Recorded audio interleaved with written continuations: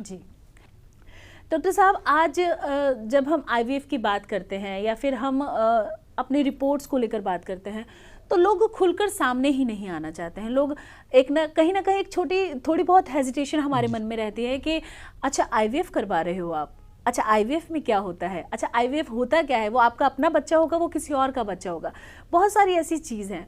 तो अगर हम आईवीएफ अगर किसी को करवाना है, तो अगर उसके स्टार्टिंग प्रोसेस की बात करें या फिर उसके स्टार्टिंग के टेस्ट की बात करें, तो मैं चाहूँगी इसके बारे में भी आप हमारे दर्शकों को ज़रूर बताएं। देखिए, आईवीएफ में एक तो जैसे मैंने बताया कि स्पर्म की जांच करते हैं हम लोग, और इसके बाद में कुछ वायरल के टेस्ट होते हैं, मतलब ब्लड से टेस्ट होते हैं, वो हम लोग करते हैं। और इसके बाद में एक फॉलिकल स्टडी पहले भी करते हैं, और इसके बाद में मतलब कुछ ही टेस्ट हैं, बहुत ज़्यादा टेस्ट की ज़रूरत नहीं होती। और मेंसेस जैसे शुरू होते हैं हम लोग बुला लेते हैं। बुलाने के बाद में हम लोग कुछ मेडिसिन देते हैं, जिसमें कि हम अंडे को मतलब स्टिमुलेट करते हैं, ओवरी को। जब स्टिमुलेट ओवरी को करते हैं, फिर इसके बाद में कुछ करीबन 15 दिन की ये प्रक्रिया होती है। 15 दिन की प्रक्रिया में हम लोग ओवरी को स्टिमुलेट करके अंडे की जो संख्या है उनको बढ़ाते हैं और उनको मैच्योर करते हैं। इसके बाद में एक इंजेक्शन लगाते हैं जिससे कि अंडे रैप्चर हो जाए। तो ये करीबन 16वें दिन के आसपास का ये रहता है। इसके बाद में 48 घंटे के बाद में हम लोग बेहोश करके, और इसके बाद में एक इंजेक्शन के द्वारा अल्ट्रासाउंड की गाइडेंस में जो एग बढ़िया मैच्योर हो गया है वो हम लोग ले लेते हैं। और इसके बाद में 3 से 5 दिन हम लोग जो ब्लास्टो कहते हैं वो 5 डेज़ का होता है। और जो नॉर्मली कर रहे हैं हम लोग ब्लास्टो कुछ केसों में करते हैं, कुछ केस में मतलब डिसीजन उसी टाइम पे डॉक्टर लेता है कि हमें आगे करना क्या है। तो करीबन 3 दिन हम लोग एग को फ्रीज करके लेने के बाद में स्पर्म भी ले लेते हैं, दोनों को मिला के 3 दिन टेस्ट ट्यूब में रखते हैं। बहुत छोटी सी प्रक्रिया है, बहुत बड़ी प्रक्रिया नहीं है, क्योंकि पेशेंट नहीं देखता है, नहीं जानकारी है, तो उसे लगता है बहुत बड़ी प्रक्रिया है। कोई ऐसी बहुत बड़ी प्रक्रिया नहीं है। कुछ डरना नहीं चाहिए। दवाइयाँ बदल गई हैं। अब पहले साइड इफ़ेक्ट ज़्यादा आते थे, अब जो इंजेक्शन आ गए हैं तो वो बहुत अच्छे इंजेक्शन आ गए, और उसके आने के बाद में बहुत परेशान जो अच्छे सेंटर हैं वहाँ अच्छे इंजेक्शन यूज़ कर रहे हैं।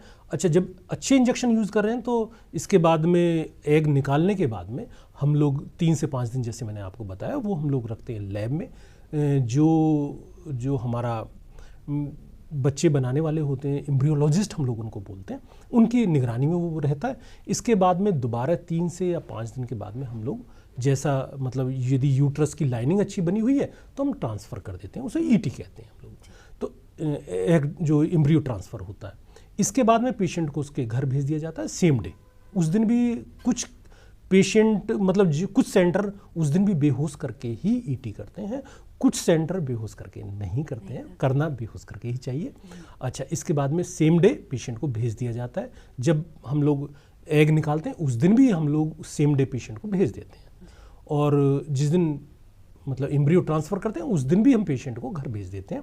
और इसके बाद में 10 से 12 दिन हम लोग इंतज़ार करते हैं, और इसके बाद में जो रिज़ल्ट हैं वो हमारे सामने होते हैं। रिज़ल्ट में मैं हाँ बिल्कुल आपको बताऊंगा कि एक पेशाब टेस्ट जो लोग किट से करते हैं, और एक होता है बीटा एससीजी।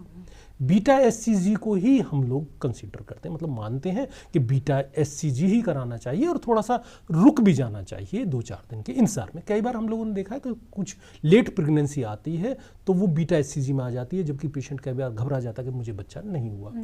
रीडिंग की बात की जाए तो 1000 से ऊपर की होती है तो बहुत अच्छी मानी जाती है, रीडिंग होनी भी चाहिए। तो ये प्रक्रिया सामान्य सी प्रक्रिया। इसके बाद में कोई घबराने की कोई ज़रूरत नहीं होती है, ना परेशान होने की कोई ज़रूरत होती है। अच्छा, बहुत कुछ करने के लिए डॉक्टर के पास में नहीं होता है, और कई बार मन में भय रहता है कि मेरा बच्चा अब मतलब यदि कंसीव हो गया है तो मैं ये ना करूं, वो ना करूं, या कहीं बच्चा ना ख़राब हो जाए। तो बच्चा यदि देखिए चलने वाला होगा वो चलेगा, बच्चा ख़राब होने वाला होगा, कोई डॉक्टर कहीं पर कोई ऐसी दवाई नहीं है कि वो बच्चे को रोक ले। देखिए 23 गुणसूत्र स्पर्म से आते हैं, और 23 गुणसूत्र जो आते हैं वो ओवम से आते हैं, मतलब अंडे से आते हैं। दोनों को मिलके मतलब 46 पे पिलर हम लोग सब का जो निर्माण होता है वो 46 मतलब ये गुणसूत्र पिलर हैं हमारे शरीर के। यदि इसमें कोई दिक्कत है तो आपका हैबिचुअल अबॉर्शन होगा, बच्चा आपका खराब होगा। यही सब वजह हैं। मेडिसिन को जो हम लोगों ने देखा, प्रैक्टिकली देखा है कि इस पे काम करती है। जब हम लोग दोनों को दवाई खिलाते हैं, और इसके बाद में जैसे बताया मैंने, उनको भी कहा था कि आप ये कीजिए, और उन्होंने माना। मानने के बाद में उनका ना अगली बार जब हुआ तो ना तो उनका बीपी बढ़ा 5th मंथ पे, ना कोई ऐसी परेशानी हुई, और पूरा कंसीव मतलब वो कंसीव से लेके और डिलीवरी तक कोई दिक्कत उन्हें नहीं आई, और नॉर्मल डिलीवरी उन्होंने डर की वजह से एम्स में जाके कराई, जबकि मैंने कहा था आप कहीं भी करा सकते हैं, नॉर्मल डिलीवरी का जो खर्चा होता है करीबन 15 से 25 हज़ार में हो जाती है। जी। तो मैंने बताया था इतना ज़्यादा खर्चा नहीं है, क्यों आप परेशान हो रहे हो कि नहीं जी कुछ बच्चे को ना हो जाए, क्योंकि उम्र भी उनकी 35 से ऊपर हो गई थी, तो काफ़ी दिन से परेशान भी थे। तो उन सब बातों को लेके वो इस बात को परेशान थे कि कभी बड़ा हॉस्पिटल है तो वहाँ सब कुछ नॉर्मल होगा, तो पर ऐसा कुछ नहीं था। वहाँ भी वो बता रहे थे कि नॉर्मल डिलीवरी हुई जी, कुछ नहीं हुआ। बेचारा उस दिन जिस दिन उसने फ़ोन किया आंखों में से उसके आंसू थे। मैंने क्या हुआ, कहने लगे जी आज बहुत खुश हूँ, मैं भी खुश हूँ, मेरे फादर भी खुश हैं, और बड़े मतलब हमारे घर में आज खुशी के पल हैं। तो कई बार हमें मौका मिलता रहता है ऐसे खुशियों के पल मतलब लेने का। तो बिल्कुल दर्शकों, आज हमने बात की संतान सुख को लेकर। अगर आप भी संतान सुख से वंचित हैं तो लगातार टीवी स्क्रीन पर जो नंबर फ्लैश हो रहे हैं इन पर कॉल कर सकते हैं।